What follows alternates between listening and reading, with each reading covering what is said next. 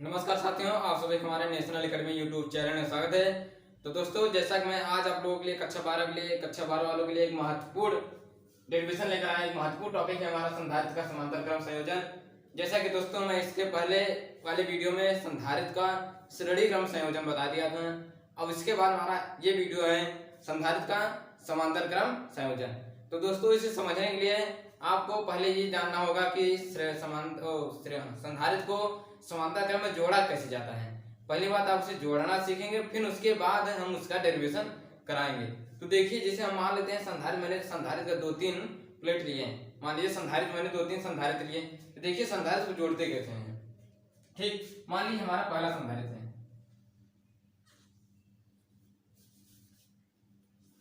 देखिए मान लीजिए हमारा ये पहला संधारित्र है, ये हमारा दूसरा, ये हमारा तीसरा। ठीक, मान लीजिए ये हमारे 3 संधारित्र हैं। ये हमारे क्या है? 3 संधारित्र हैं। कौन कौन से हैं? देखिए, ये मान लीजिए हम इसे मान लेते हैं C1, इसे C2, इसे C3। पहला C1, दूसरा C2, तीसरा C3। संधारित्र हम जोड़ते कैसे? संधारित्र को इस तरह जोड़ा जाता है कि संधारित्र का पहला प्लेट इसमें क्या होता है? संधारित्र का पहला प्लेट क्या होता है? किसी बिंदु A से जोड़ देते हैं, और संधारित्र का दूसरा प्लेट किसी बिंदु B से जोड़ देते हैं। देखिए कैसे जोड़ते हैं। ये मान लीजिए संधारित्र का पहला प्लेट है। मान लीजिए मैंने संधारित्र का पहला प्लेट ये है, मैंने ऐसे इसे जोड़ दिया। ये मान लीजिए अब यहाँ से ये मान लीजिए कोई A बिंदु है, मैंने यहाँ पर जोड़ा। मान लीजिए संधारित्र का पहला प्लेट बिंदु A से, दूसरा प्लेट भी क्या होगा? बिंदु A से ही जुड़ेगा, तीसरा प्लेट भी क्या होगा? इसी से जुड़ेगा। ये देखिए, अब दूसरा प्लेट मान लीजिए ऐसा,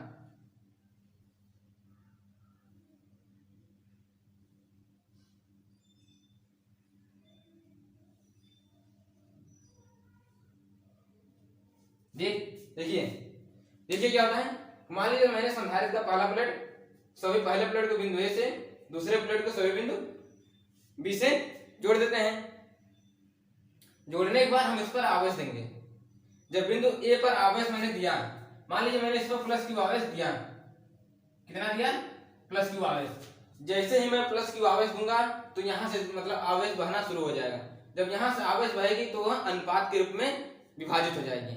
मान लीजिए वह अनुपात के रूप में जब विभाजित हुई तो इस पर आएगा हमारा Q1। मान लीजिए इस पर Q1 प्लस आया, यहाँ मान लीजिए इस पर प्लस Q आया, प्लस Q1 आया।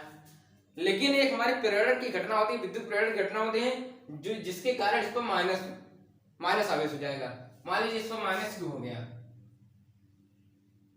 इस पर मान लीजिए प्लस Q, मान लीजिए इस पर प्लस Q2 आवेश गया था, ये प्रेरण का माइनस Q2 हो जाएगा। मान लीजिए इस पर Q3 आवेश आया था, ये प्रेरण का माइनस Q3 हो जाएगा। ठीक, जैसे ही हम यहाँ बिंदु A पर आवेश देंगे तो यही आवेश क्या होगा? तीनों में अनुपात के रूप में विभाजित होकर के फिर एक होकर के B पर चला जाएगा आवेश। ठीक, जब मैंने इस पर आवेश प्रवाहित किया तो मैंने माना कि इस पर पूरा विभव क्या था? इस पर विभव चेंज, विभव बदलता नहीं है किसी का। मान लीजिए इसका विभव कितना था? V था। इसका पूरे का विभव कितना था? मान लीजिए इस सभी का विभव हमारा V है। कितना था विभवांतर? मान लीजिए इन सभी का V है। ठीक, तो दोस्तों समांतर क्रम में हम संधारित्र को इसी प्रकार जोड़ा जाता है। ठीक, तो देखिए जैसा कि मैंने आपको यहाँ पर चित्र बना दिया हूं। अब स्टेटमेंट भी यही होता है कि सर्वप्रथम मैंने माना। देखिए मैं इसका स्टेटमेंट नहीं लिखूंगा, मैं इसे डेरिवेशन करा दे रहा हूं। स्टेटमेंट में बोल दे रहा हूं, आप उसे लिखना है तो लिख लीजिए। देखिए क्या होता है, माना उनकी धारिताएं। देखिए क्या होता है, माना उनकी धारिताएं, माना 3 संधारित्र C1, C2, C3 हैं। ऐसे ही आपको लिखना जैसे मैं बोल रहा हूं, यही हमारा स्टेटमेंट है। माना 3 संधारित्र C1, C2, C3 हैं, जिसे हम समांतर क्रम जोड़ने पर इस पर प्लस Q आवेश देंगे। इस पर प्लस Q आवेश देने पर यह आवेश अनुपात के रूप में विभाजित हो जाएगा, जिससे पहले संधारित्र C1 पर Q1 आवेश, C2 पर Q2 आवेश, C3 पर Q3 आवेश जाएगा। ठीक, ये आपको लिखना है। फिर उसके बाद इन सभी पर क्या होता है, विभव समान रहता है, ये आपको पता ही होगा। ठीक, तो देखिए ये हमारा स्टेटमेंट था जो मैंने आपको बोला, ये हमारा स्टेटमेंट था। तो देखिए हम चलते हैं, इसका डेरिवेशन करते हैं। इसका डेरिवेशन देखिए कैसे करते हैं। धारिताओं की संधारित्र आपको पता होगा, धारिताओं के संधारित्र में आपका क्या संबंध होता है। देखिए डेरिवेशन चल रहे हैं।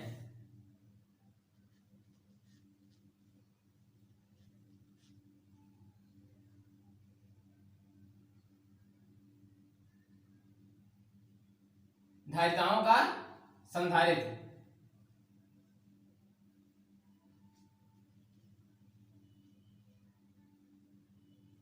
ठीक, धारिताओं का संधारित्र हमारा क्या होता है, धारिताओं का हमारा संधारित्र क्या होता है, C बराबर क्यू बाई वी। क्या होता है, C बराबर क्यू बाई वी होता है।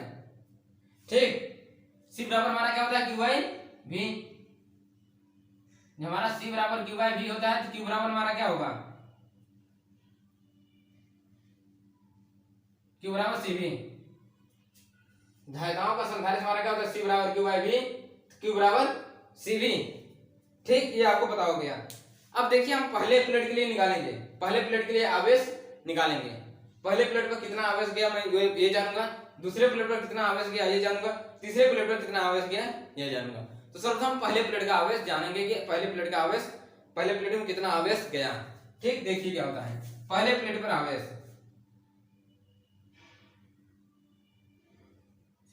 पहले प्लेट पर आवेश, देखिए पहले प्लेट पर आवेश कितना जाएगा, मान लीजिए Q1, Q1 बराबर हमारा क्या जाएगा, C1 V, क्योंकि विभव तो सभी में समान है तो हम V लिखेंगे। अब देखिए दूसरे प्लेट के लिए ऐसे निकाल लेते हैं।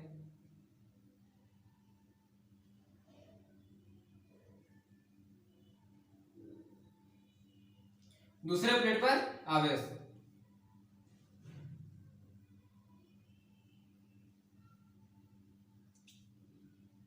दूसरे प्लेट पर आवेश जाएगा कितना, Q2 बराबर C2V।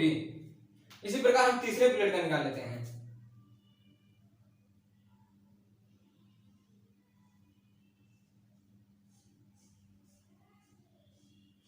तीसरे प्लेट पर आवेश,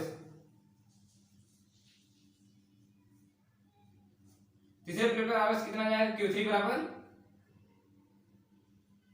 C3V।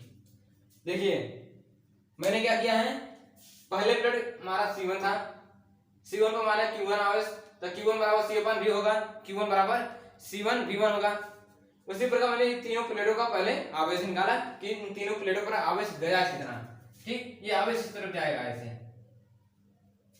ठीक, अभी आवेश मतलब मैंने निकाला पहले पर कितना आवेश गया था, दूसरे पर कितना आवेश गया था, तीसरे पर कितना आवेश गया था, ये मैंने निकाला। अब उसके बाद क्या करेंगे, इन तीनों को जोड़ लेते हैं। अब तीनों को जोड़ेंगे, देखेंगे टोटल आवेश कितना था, टोटल आवेश हम कितना दिए थे ये निकालेंगे। देखिए क्या होगा, यहां से देखो क्या होगा, तीनों को जोड़ने पर,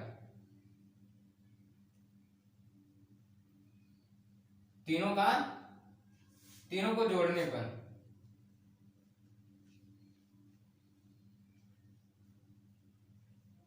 देखिए जब हम तीनों को जोड़ेंगे तो कैसे जोड़ेंगे, तीनों को हम जोड़ेंगे ऐसे, Q1 plus Q2 plus Q3, Q1 plus Q2 plus Q3 बराबर क्या होगा, C1V plus C2V plus C3V।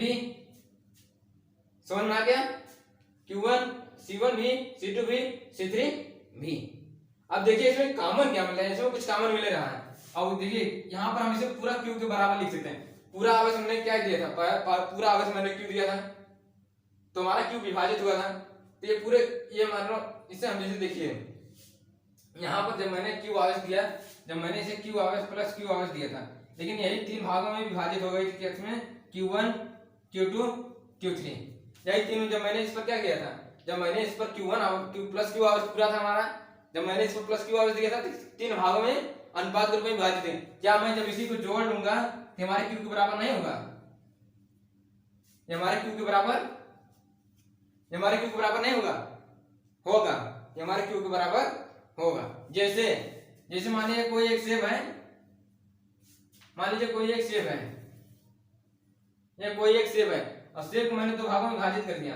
विभाजित करने के बाद मैं फिर इसे जोड़ दे रहा हूं, क्या एक सेब नहीं हो जाएगा? हो जाएगा। उसी प्रकार जब मैंने इस पर क्यू आवेश दिया तो 3 अनुपात में विभाजित होगा, लेकिन इसके बाद फिर यहाँ पर इस पर जोड़ दे रहा है, मतलब क्यू के बराबर हो जा रहा है। ठीक, तो वही यहाँ पर यूज हुआ है।